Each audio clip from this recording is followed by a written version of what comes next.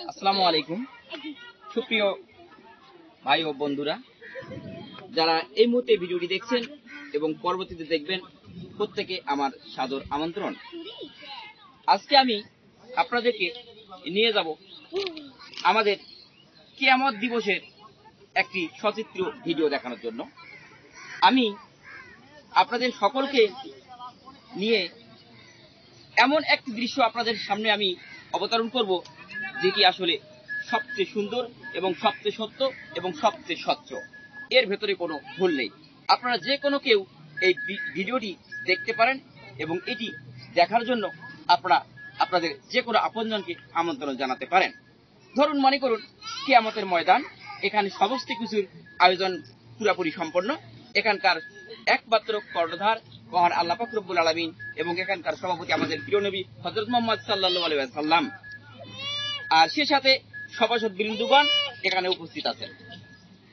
তো আমাদের সমস্ত আয়োজন বা কিয়ামত দিবসের সমস্ত আয়োজন সম্পন্ন। এখানে আমাদের মহান স্রষ্টা আল্লাহ পাক রব্বুল আলামিন এখন উপস্থিত নেই, উপস্থিত আছেন আমাদের প্রিয় নবী হযরত মুহাম্মদ সাল্লাল্লাহু আলাইহি ওয়াসাল্লাম, এই কিয়ামত দিবসের সভাপতি, এবং উপস্থিত সভাসদ বিন্দু। সেখানে বসা আছেন স্যার আইজাক নিউটন, তারপরে আইনস্টাইন, গ্যালিলিও, এবং আছেন নিউটন, কোপারনিকাস, তারপরে আছেন আমাদের সক্রেটিস, এইসব মহামানব এবং মহাজ্ঞানী ব্যক্তিগণ। কিন্তু এখানে উপস্থিত নেই আমাদের দেশের সবচেয়ে বড় বড়, আমাদের যেসব আন্তর্জাতিক খ্যাতিসম্পন্ন মুফাসসিরে কোরআন আমির হামজা, মুফতি রেজাউল করিম বা ফয়জুল করিম, কিংবা আমাদের আবু তাহা আদনান, কিংবা মিজানুর রহমান আজহারি, বা এই ধরনের যেসব আন্তর্জাতিক খ্যাতিসম্পন্ন মুফাসসিরে কোরআন, তাদের কেউ এখানে উপস্থিত নেই। তো এখানে সবচেয়ে মজার যে বিষয়টা হচ্ছে যে আমাদের সেই মুফাসসিরগণ দল সদল বলে তারা চলে আসতেছেন এই কিয়ামতের ময়দানে, যে তারা তো অবশ্যই হযরত মুহাম্মদ সাল্লাল্লাহু আলাইহি সাল্লামের বংশধর, নবীর ওয়ারিস। তো এই মনোভাব নিয়ে তারা দাম্ভিকতার সহিত আসতেছে যে তারা এই ময়দানে হযরত মুহাম্মদ সাল্লাল্লাহু আলাইহি সাল্লামের সাথে তারা যোগাযোগ করবেন বা দেখা করবেন বা সাক্ষাৎ গ্রহণ করবেন।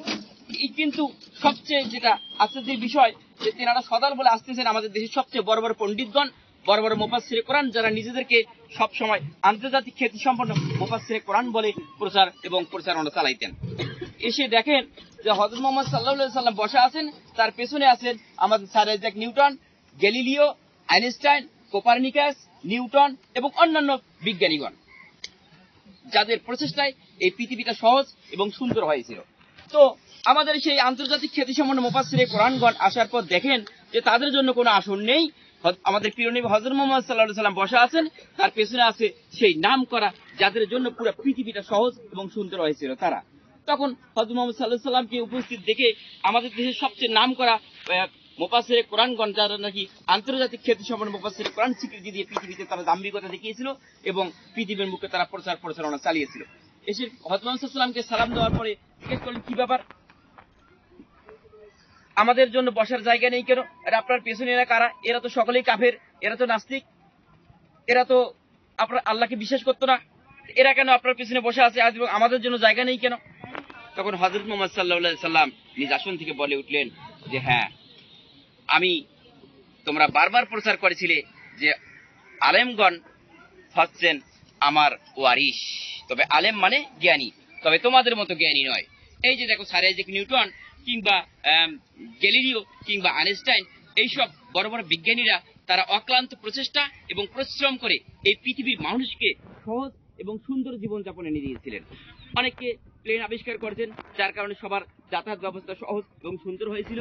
এরা বিদ্যুৎ আবিষ্কার করেছে, এরা নতুন নতুন প্রযুক্তি আবিষ্কার করেছে, যার কারণে পৃথিবীর আমার উম্মত সহজ, সুন্দর এবং স্বচ্ছ জীবনযাপন করেছিল।